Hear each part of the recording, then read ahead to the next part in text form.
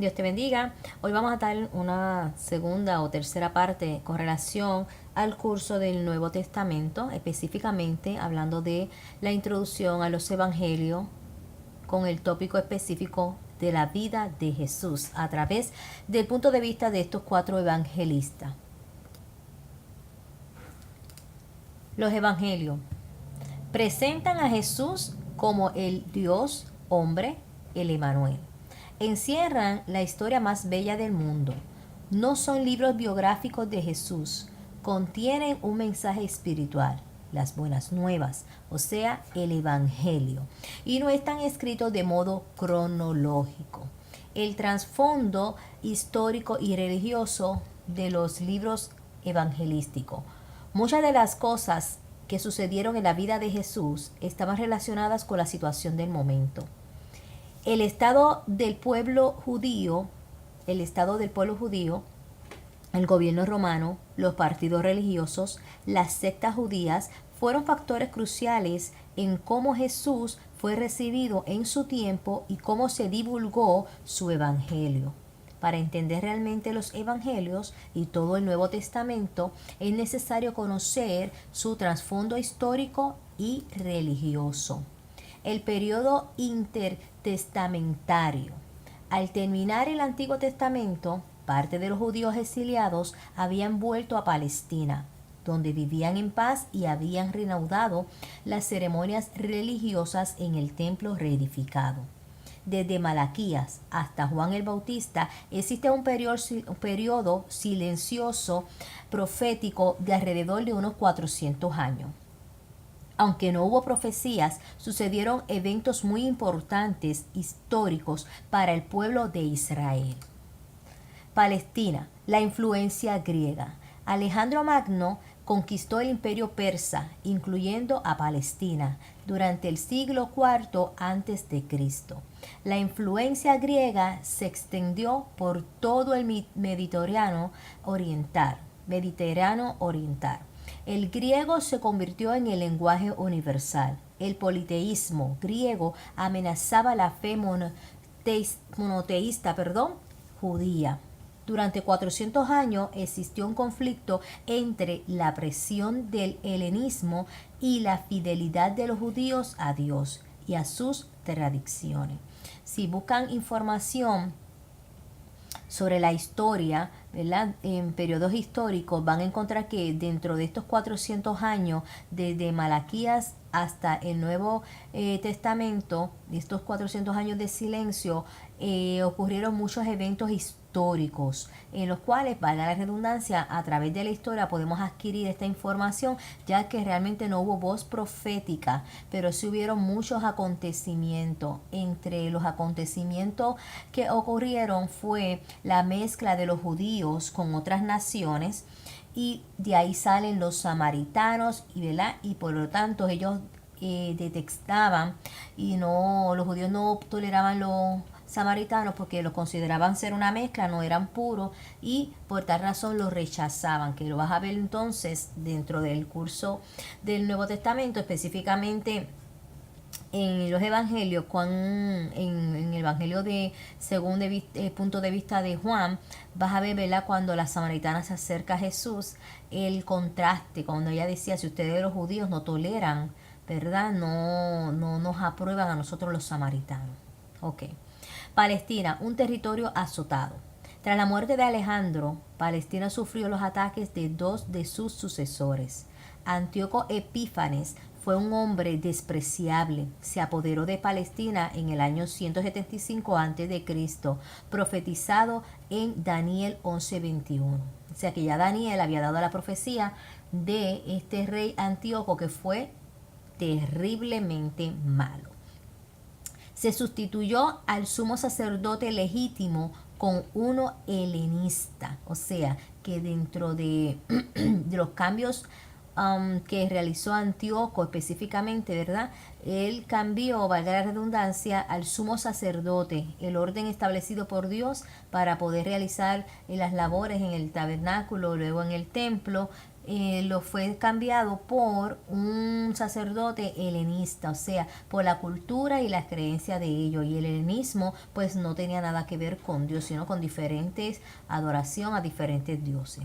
Así de que otro de las cosas que hizo Antíoco fue que cambió el gobierno de sacerdotes ancianos por el gobierno típico de una ciudad-estado griega.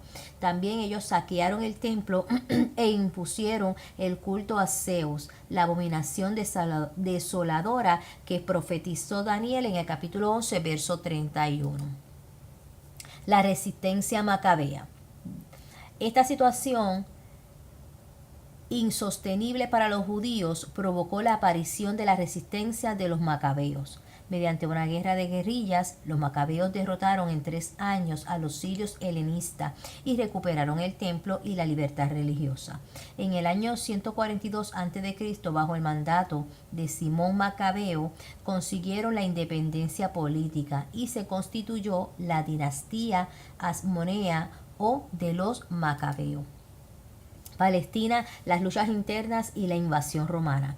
Los macabeos comenzaron a moldearse a la influencia helenística, lo que provocó la ruptura entre los conservadores, o sea, hadiseos, que quiere decir fariseos, y los que se amoldearon, que fueron los saduceos, que desembocó en una guerra civil. Vamos a ver dentro de los 4 evangelistas, Mateo, Marcos, Lucas y Juan, vamos a ver a los fariseos, que fueron los conservadores, que permanecieron, ¿verdad?, sin contaminarse entre ellos, ¿verdad?, según su punto de vista, versus los saduceos. Así de que los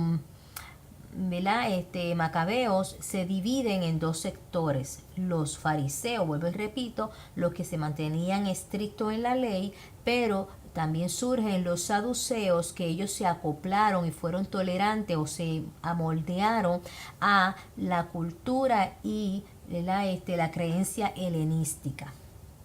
Tengan en mente estos 2 puntos, ¿verdad? Estos 2 grupos religiosos, fariseos y saduceos, que luego, aunque estaban en guerra uno contra otro, vamos a ver cómo se unen para atacar a Jesucristo. Seguimos. En el año 63 a.C., los romanos invadieron a Palestina y restituyeron a los macabeos. En el año 40 a.C., Herodes Idumeo fue alzado como rey por los romanos, al que dieron también Samaria, Perea e Idumea, y fue llamado Herodes el Grande. Palestina y Herodes el Grande. Herodes construyó un nuevo templo y transformó muchas ciudades, lo que provocó el aumento de la presión tributaria sobre los judíos por parte de los romanos. Esto provocó que los judíos lo rechazaran aún más, además de por ser idumeo o edomita. ¿Recuerdan edomitas? ¿De dónde salieron los edomitas? Vamos a ver, recuerden, pueblo enemigo de Israel. No te voy a decir porque quiero que busques la información nuevamente. Repasen toda la información obtenida a través del Antiguo Testamento. Así que Herodes el Grande se casó con una princesa macabea y dividió a sus opositores. Exterminó a los macabeos, ahora familia suya, que se opusieron a él. Fue quien reinaba cuando nació Jesús. El mapa de Palestina en tiempos de Jesús. Ahí van a ver, era un mapa en el cual estamos mirando el territorio de Idumea, que está en la parte de abajo. A parte derecha vas a estar viendo Perea, que fue otra de las ciudades, ¿verdad?, que estaba conquistada por el rey Herodes el Grande. Y Turea, que está en la parte de arriba. Así que están viendo todo el mapa. Ahí tiene Fenicia, Galilea, Samaria, Judea. Todo ahí lo tienen, ¿verdad?, bien distribuido. Y si lo comparas con el mapa que habíamos estado estudiando en el Antiguo Testamento, puedes ubicar también las diferentes tribus de Judá, donde están, para que sepas, ¿verdad?, en la actualidad ahora del Nuevo Testamento, qué tribus, dónde se encontraban y con qué condición están viviendo. Así que reparto entre los hijos de Herodes el Grande, cómo Herodes distribuyó el territorio, ¿verdad?, este mapa para sus hijos. Herodes Antipas obtuvo el territorio de Galilea y Perea, que lo vamos a estar viendo entre la parte posterior, ¿verdad?, la parte superior arriba y derecha. Galilea, que tenía Canaán, Tiberias, Magdala, etcétera. Todo ese territorio le corresponde a Herodes Antipas, al igual que Decápolis, de Perea, que está en la parte, ¿verdad? Que le incluye toda esta parte, casi finalizando para el sur y oeste, perdón. El otro hijo fue Arquelao, que le tocó Idumea, Judea y Samaria, y su tercer hijo Felipe, que le dio Iturea, Traconite y Noroeste. Así de que así fue dividido este mapa entre los 3 hijos de Herodes el Grande. El mapa de Palestina en los tiempos de Jesús, vamos a estar viendo Galilea y Perea, zona gobernada por Herodes Antipas. Vamos a ver, ¿verdad?, de que específicamente, como te mencioné ahorita, en Galilea, todo este territorio de Carnaúm, Genezaret, Magdala, Tiberias, Canás, Nazaret, Naín, todo este territorio pues le corresponde a Herodes Antipas, y ahí donde vamos a estar viendo el escenario de nuestro Señor Jesucristo. Judea y Samaria, ¿verdad? Seguimos hablando del mapa de Palestina en tiempos de Jesús, gobernada por Arquelao desde el año 4 a.C. hasta el 6 después de Cristo, y los procuradores romanos, que fueron Pilato del 26 al 36 después de nuestro Señor Jesucristo. Aquí tenemos el tercer mapa más cercano, ¿verdad?, para que vean el territorio a cargo de Felipe, otro de los hijos de Herodes el Grande. A él le corresponde el territorio, vuelvo y te repito, Iturea, Traconite y Noroeste. Vamos a hablar entonces un poco sobre la religión judía y sus bases. Desde el cautiverio 597 al 530 a.C., la religión hebrea evolucionó hasta convertirse en el judaísmo. El judaísmo funcionaba en base a la sinagoga, la ley y las tradiciones orales, el templo, las sectas y los partidos del judaísmo. ¿Cuáles fueron las sectas y los partidos del judaísmo? Están los fariseos, que mencionamos que eran los más conservadores. Estaban los saduceos, que fueron los que se acoplaron, ¿verdad?, y se moldearon al helenismo. Y están los esenios. Entonces, estos esenios tenían que ver más con el partido político. Y finalmente, dentro de las bases de la religión judía estaba la esperanza mesiánica. Ahí estamos viendo, ¿verdad?, las ruinas de la sinagoga de Capernaum. Ahí tienen esa lámina para que vean cómo fue, ¿verdad?, actualmente cómo se ven las ruinas de la sinagoga de Capernaum. La religión judía, vamos a hablar sobre la sinagoga, sobre la base. Durante el cautiverio, sin templo, las sinagogas se convirtieron en el centro de encuentro religioso y social. Tras la reconstrucción del templo, permanecieron siendo un centro de estudio, adoración y centro comunitario. Su forma de gobierno congregacionalista preparó el camino para el gobierno de la iglesia primitiva. La ley y las tradiciones orales dentro de la religión judía. El cautiverio reforzó la fe del pueblo judío en la ley. Durante el periodo de la restauración, dentro del 530 al 47 a.C., el pueblo vivió en torno a la ley, el sacerdocio y el templo, llegando a convertirse en el pueblo del libro. Sin embargo, el estudio de la interpretación de la ley originó un conjunto de normas y reglas llamada Misná, que quiere decir ley oral o tradiciones de los ancianos, apartadas de la ley divina. O sea, de que aparte más bien de el Pentateuco, que era el rollo, ¿verdad?, de ley que tenía el pueblo judío, ellos desarrollaron otras leyes y reglas que se conocían como la ley oral, o lo que los ancianos decían. Si ocurría algún evento, ellos venían donde los ancianos decidían qué es lo que tenían que hacer, y esa ley pues entonces venía siendo ejecutada en el pueblo.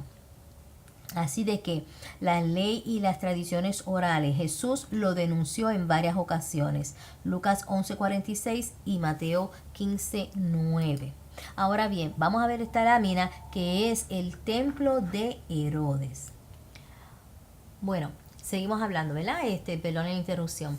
El templo de Herodes, ahí tienes una lámina. Aquí te voy a presentar otra lámina con relación, ¿verdad?, al templo que construyó Herodes. Ahí están viendo, ¿verdad?, los diferentes pórticos o lugares por donde ellos podían entrar y las facilidades del templo.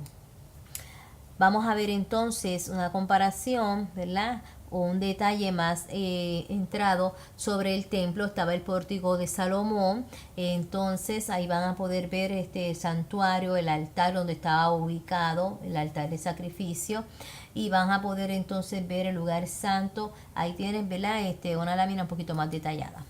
Seguimos entonces con las sectas y los partidos del judaísmo. Como los demás pueblos, los judíos formaron sectas religiosas y partidos políticos. Ya los mencionamos. Mencionamos los fariseos, los saduceos, los esenios y también vamos a hablar sobre los celotes. Vamos a profundizar un poco más relacionados a estos diferentes partidos y grupos religiosos.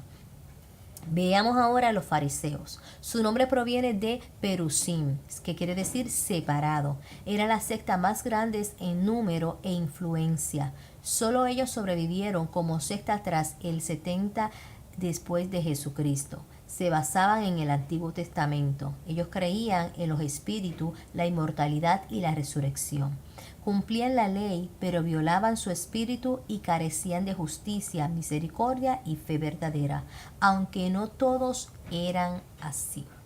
Veamos los saduceos. Su nombre proviene de Sadoc. Eran menos numerosos que los fariseos, pero más influyentes en la política. Eran los aristócratas de Jerusalén y los terratenientes. Solo aceptaban el Pentateuco, negaban la inmortalidad, la resurrección y los espíritus. Fueron los responsables de la persecución de la iglesia. Desaparecieron con el templo tras el año 70 después de Jesucristo. ¿Por qué razón enfatizamos, ¿verdad?, el punto de vista de los saduceos, que ellos negaban la inmortalidad, la resurrección? Por eso vemos entonces cuando en la resurrección de Lázaro y del el hijo de la viuda de Naín, cómo esto impactó a estos saduceos, porque ellos no creían en la resurrección, inclusive en la resurrección de nuestro Señor Jesucristo. Ahí estamos viendo, ¿verdad?, algunos objetos obtenidos en la cueva de Qumran, y pueden ver esa lámina para que puedan, ¿verdad?, ver de los diferentes rollos donde eran depositados en este tipo de cerámica o de barro, ¿verdad?, vasijas de barro. Ahí guardaban los rollos, o sea, la ley. Los esenios. La doctrina similar, era una doctrina similar a los fariseos, pero vida muy distinta. Vivían en comunidades aisladas de tipo monástico. Se dedicaban al estudio e interpretación de la escritura. Según ellos, hay hijos de luz e hijos de las tinieblas. Los primeros vencerán y dominarán a los segundos. Esperaban a un Mesías, rey, sacerdote y profeta para llevarles a esa victoria. Jesús y Juan el Bautista no pudieron ser esenios. En otras palabras, vamos a ver que este grupo religioso, para ellos el Mesías venía a libertarlo. Por ello, ellos cuando vieron a Jesús en la entrada triunfal, pues como todo, ¿verdad?, y rindieron alabanza, ¿verdad?, se contentaron. Pero cuando vieron el ministerio de Jesús, que él claramente le demostró que él no vino a libertarlo del yugo de romano, pues ellos se opusieron, ¿verdad?, y se molestaron, y junto con los fariseos y demás grupos, vamos a ver cómo se unieron para poder eliminar a nuestro Señor Jesucristo. Ahí le estoy demostrando una lámina del territorio de Qumran, la famosa cueva, donde encontraron parte de los rollos del que actualmente tenemos para la Biblia. El grupo de los celotes, ellos formaron un partido político nacionalista más que una secta, fundado poco antes de nacer nuestro Señor Jesucristo por Judas el Galileo. Su nombre proviene de Caniam, o sea, que significa celar, el celo por Jehová. Eran extremistas y revolucionarios. Su objetivo era la liberación de Palestina por la fuerza. Fueron los que convencieron a los judíos contra los romanos. Esto tuvo como consecuencia la destrucción de Jerusalén en el año 70 después de Jesucristo. Simón el Cananeo, discípulo de Jesús, él era un celote, según Lucas 6:15. Y también es posible que Barrabás fuera un celote. ¿Se acuerdan a Barrabás? El preso, ¿verdad?, que soltaron a cambio de Jesús. La esperanza mesiánica. Los grandes profetas anticiparon un periodo de paz y prosperidad para Israel tras la llegada de un Mesías. Esta esperanza era llamada habitualmente como la consolación de Israel o la redención. Lucas 2:25, verso 38 y capítulo 3, verso 15. Había una esperanza viva porque un profeta como Moisés y el mismo Elías, ¿verdad?, había surgido. Como lo encontramos en Malaquías 4, versos 5 al 6, Juan 1, 19 al 25 y Mateo 17, 10. Esperaban que el Mesías venciera a los romanos y estableciera un reino político, no uno espiritual, mediante su propia muerte. A los líderes religiosos no les interesaba la venida de un Mesías que cambiara su situación. Así que ese era el tipo de esperanza mesiánica. Ellos querían un libertador del yugo romano. La preparación del mundo para el Evangelio. Jesús vino cuando el tiempo de Dios se cumplió. Gálatas 4:4. Es difícil imaginar que el cristianismo hubiera podido progresar en cualquier otro periodo anterior de la historia. Jamás han existido condiciones tan favorables para la entrada y aceptación general de una nueva fe. No fue accidente que Jesús viniera en el momento preciso, sucedió según el plan divino. Factores que prepararon el camino para la venida de nuestro Señor Jesucristo fue la preparación política, intelectual, religiosa y social. Aquí te estoy presentando otro mapa que es la preparación política. Vamos a ver el Imperio Romano en el siglo I. Ahí están viendo todo cómo fue, ¿verdad? Como se dice, conquistado por el Imperio Romano. Todas estas mapas marcados como un amarillito mostaza, pues esos son territorios a cargo de Roma. La preparación política. El Imperio Romano, que dominaba todo el Mediterráneo, trajo la uniformidad entre las costumbres y leyes. Se otorgaba la ciudadanía romana sin discriminación. El principio de solidaridad fue la base para la recepción del mensaje de redención universal. La paz romana dio tranquilidad para vivir y viajar. La ley romana trajo igualdad y juicio recto, lejos de la arbitrariedad del gobernante, ¿verdad?, o gobierno imperio que estuviese en turno. La preparación intelectual. El imperio griego sentó las bases o estableció las bases intelectuales para la llegada del evangelio. El griego, como un idioma universal, era el medio para evangelizar a todos los pueblos del Mediterráneo. El griego y su riqueza lingüística fueron ideales para formular la teología cristiana. Los filósofos griegos echaron por tierra la concepción politeísta e insinuaron una fe monoteísta, pero fría y vacía. El cristianismo fue lo único que podía llenar ese vacío espiritual que existía en aquellos tiempos. La preparación religiosa. Los romanos eran tolerantes con las religiones. Lo fueron con el judaísmo y más tarde con el cristianismo. Los filósofos griegos provocaron el desencanto de los paganos con el politeísmo. Los judíos eran admirados por sus valores éticos. Muchos paganos se convertían al judaísmo. Habían sinagogas por todo el imperio romano y las sinagogas eran el territorio más fértil para la semilla del evangelio. ¿Cuál fue la preparación social para el evangelio? La mayoría de los cristianos eran esclavos, desposeídos y libertos. Vamos a verlo en 1 Corintios 1, 26 al 28 y también Santiago 2, 5. El imperio romano provocó que hubiera millones de personas sin hogar y sin esperanza. Estas personas encontraban en la fe de Jesucristo la manera de recuperar la esperanza y su dignidad al convertirse en hijos de Dios. Jesucristo vino a ser ese Salvador esperado y vino a este mundo en el momento más preciso, según el momento y reloj indicado establecido por Dios, cuando todas las condiciones religiosas, sociales, culturales y políticas eran las ideales para la recepción y transmisión de su glorioso mensaje de salvación, según Gálatas 4:4. Fuentes históricas de Jesús. Jesús no puso por escrito ninguna de sus enseñanzas, solo las transmitió verbalmente. Todo lo que sabemos acerca de Jesús se halla en los 4 evangelios. Los historiadores de la época lo mencionaron, pero no aportan nada significativo. Los más de 50 evangelios apócrifos, ¿verdad?, no son evangelísticos y no arrojan luz sobre Jesús, más bien al contrario. Libros recomendados: el Evangelio de Judas y el Documento de Q, según, ¿verdad?, es de César Vidal. Los evangelios 4 en vez de 1. ¿Por qué se escribieron 4 evangelios en vez de 1? Cada evangelista, vamos a presentar a nuestro Señor Jesucristo con un punto de vista particular. Cada evangelio es como una foto tomada desde un diferente ángulo de la vida de Jesús. Mateo nos va a presentar a Cristo como un rey.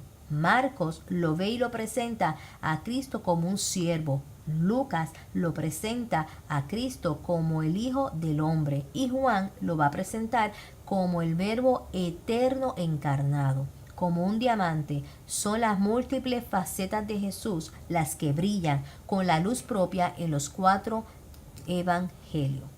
Los evangelios sinópticos, Mateo, Marcos y Lucas, son los evangelios sinópticos. Los 3 narran los mismos acontecimientos.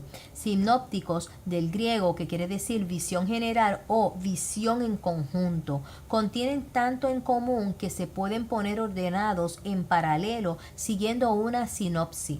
Hay muchos libros que presentan o representan ordenada, verdaderamente cronológica, los eventos siguiendo una armonía. Un clásico es el de Antiguo Testamento, según el comentarista y autor Robertson en el 1954. También existe la Biblia cronológica. Si quieres ver una armonía, te aconsejo esta Biblia cronológica. Es muy buena Biblia. La encuentras la versión Reina Valera, no está muy cara, ¿verdad? La consigues en precio módico. Si alguno está interesado se puede comunicar conmigo y le puedo dar un link donde la pueden así conseguir, al igual que este clásico de Robertson del 54. Es muy bueno también, un libro en el cual puedes comparar, ¿verdad?, la tabla de los evangelios. Armonía de los evangelios. Vamos a ver a Jesús predica, ¿verdad?, por toda Galilea. Lo vas a ver tanto como lo presenta Mateo, Marcos y Lucas. Vamos a ver otra comparación que habla de lo mismo. Estos 3 evangelistas, Jesús sana a un hombre con lepra. Así que aquí en esta tabla puedes ver, ¿verdad?, de los diferentes sucesos en los cuales presentan a Jesús, cómo lo presenta cada uno de estos 4 evangelistas. Aquí también está viendo otra lámina, ¿verdad? En las cuales es una comparación de cómo presenta, ¿verdad?, el caso de Jesús cuando encontró a los pescadores. Está viendo Mateo 4, Marcos 1 y Lucas 5, que habla de lo mismo, cuando Jesús hace el llamado a sus seguidores. Evangelio de Juan versus Evangelio sinóptico.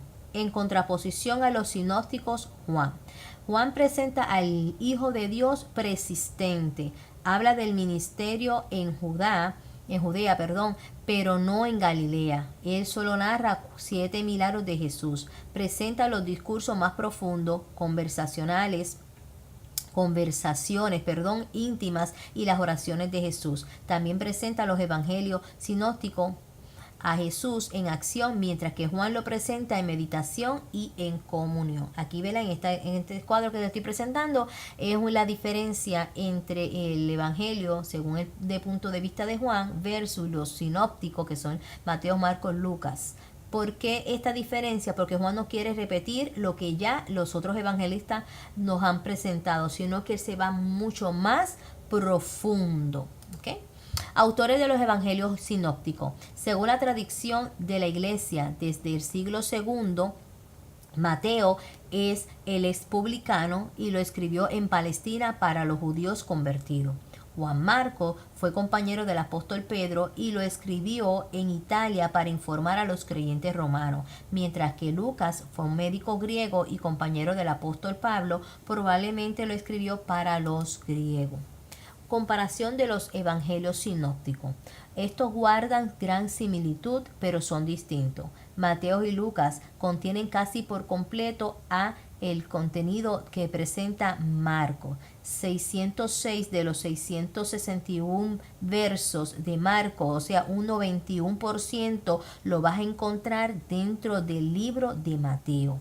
350 de los 661 versos de Marcos, o sea, un 53% del contenido de Marcos lo vas a ver en el libro de Lucas. El contenido de Marcos representa el 56% de Mateo y el contenido de Marcos representa el 30% de Lucas. Solo 55 versos de Marcos no están en Mateo y de ellos 24 sí están en Lucas. Marcos solo escribió 31 versos exclusivos, o sea, 31 versos solamente lo vas a encontrar en Marcos, el resto sí lo vas a ver tanto en Lucas como en Mateo. Ahí tienes una comparación gráfica entre Mateo y Marcos. Vas a ver, ¿verdad? La letra A, que te va a decir que es el Evangelio de Mateo, la B, que está en la parte de arriba, es el Evangelio de Marcos, la C, que está debajo de la B dentro del cuadro, vas a ver que es parte de Marcos en Mateo. La letra D, que está afuera, ¿verdad?, a mano derecha, vas a ver que es la parte de Marcos que no está en Mateo, y parte propia de Mateo, que es la letra E. Ahora bien, vamos a ver la comparación en Lucas y vas a ver, ¿verdad?, de que la mayoría del contenido, tanto de Mateo y Lucas, pues provienen de Marcos. Los 31 versos exclusivos de Marcos. ¿Cuáles son esos versos? Ahí te estoy dando, ¿verdad?, parte de estos versículos. Ahí tienes la información de capítulo 1, verso 1 acerca del principio del Evangelio, capítulo 2, verso 27, el día de reposo hecho para el hombre y no a la inversa, capítulo 3, verso 22, 21, capítulo 4, verso 26, 29, capítulo 7, verso 3 al 4, también el capítulo 7, 32 al 37, capítulo 8, 22 al 26, capítulo 9, verso 29, capítulo 9, 48 al 49, capítulo 13, verso 13 al 37 y finalmente el capítulo 14, verso 51 al 52, que trata de la historia del joven que huyó desnudo y que muchos autores, ¿verdad?, y comentaristas atribuyen y creen que este joven que huye desnudo es el propio Marco. ¿Aporta algo el Evangelio de Marco? ¿Aportará algo? Evidentemente sí. Aún compartiendo contenido, cada evangelio aporta detalles preciosos. A veces Mateo y Lucas contienen más detalles que Marcos de un pasaje. Ejemplo, tentación de Jesús. Marcos 1, verso 12 al 13 y Mateo 4, 1 al 11. Pero otras es al contrario. Ejemplo, la curación del endemoniado de Marcos capítulo 5, verso 1 al 20, comparado con Mateo 8, 28 y 34 y Lucas 8, 26 al 39. Marcos aporta detalles concretos y una visión particular de vida y ministerio de nuestro Señor Jesucristo. El problema sinóptico. ¿Cómo podemos explicar la casi total similitud entre Marcos y una parte de Mateo y Lucas? Hay dos posibilidades. Mateo y Lucas utilizaron directamente el material de Marcos. Mateo y Lucas utilizaron una fuente común también usada en Marcos. A pesar de ignorar las fuentes que usaron, podemos confiar en la veracidad de lo narrado. Lucas afirma basar su narración en el testimonio de testigos oculares, o sea, los apóstoles, y lo encontramos en la referencia de Lucas 1, verso 1 al 4. Finalmente, ¿cuándo fueron escritos los sinópticos? Se desconocen las fechas exactas, muy probablemente antes de la caída de Jerusalén en el 70 después de Jesucristo. Lucas escribió Hechos como continuación de su evangelio. Hechos fue acabado antes del comienzo de la persecución de los cristianos por Nerón en el 64 después de Jesucristo. Así que Lucas tuvo que ser escrito antes del 64 después de Jesucristo. Marcos posiblemente escribió su evangelio al final de la vida de Pedro o poco después, en el 64 después de Jesucristo. En el 64 después de Jesucristo, al menos Lucas y Marcos estaban escritos, posiblemente también Mateo, y seguro que antes del 70 después de Jesucristo. Así que con esta información concluimos el curso de los evangelios. Si tienen dudas o preguntas, se comunican con esta su servidora. Dios te bendiga.